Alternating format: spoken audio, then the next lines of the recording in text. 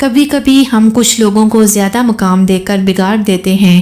اگر وہ لوگ کمظرف نکلیں تو وہ بدلے میں ہماری آنکھیں آنسوؤں اور دل درد سے بھر دیتے ہیں۔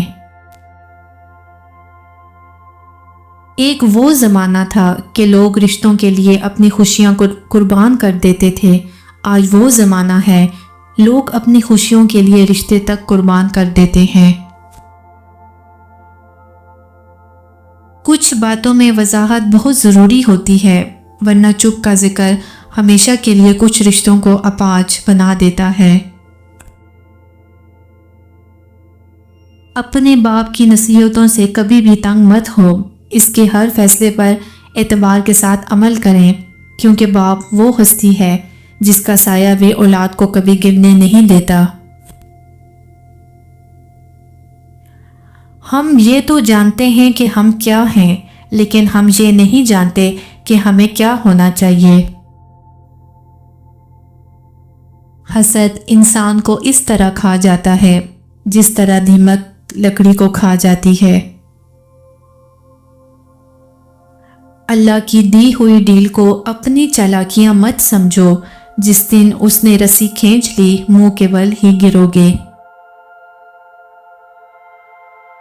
اپنے بارے میں نہ کسی پیر سے پوچھو نہ کسی فقیر سے پوچھو، بس تھوڑی دیر آنکھیں بند کرو اور اپنے ضمیر سے پوچھو۔ 100 روپے کا نوٹ بہت بڑا لگتا ہے اگر مسجد میں دیا جائے، مگر وہی نوٹ شاپنگ کرتے وقت بہت چھوٹا لگتا ہے۔ خواتین میں ڈپریشن کی وجوہات: نمبر 1، ہر چیز ضرورت سے زیادہ سوچنا۔ نمبر 2، جسم درد اور پٹھوں میں کھچاؤ ہونا۔ نمبر 3، وزن کا زیادہ بڑھنا اور کم ہو جانا۔ نمبر 4، ہر وقت غصہ کرنا اور چڑچڑا رہنا۔ نمبر 5، نیند پوری نہ ہونا۔ نمبر 6، بالوں کا بہت زیادہ گرنا۔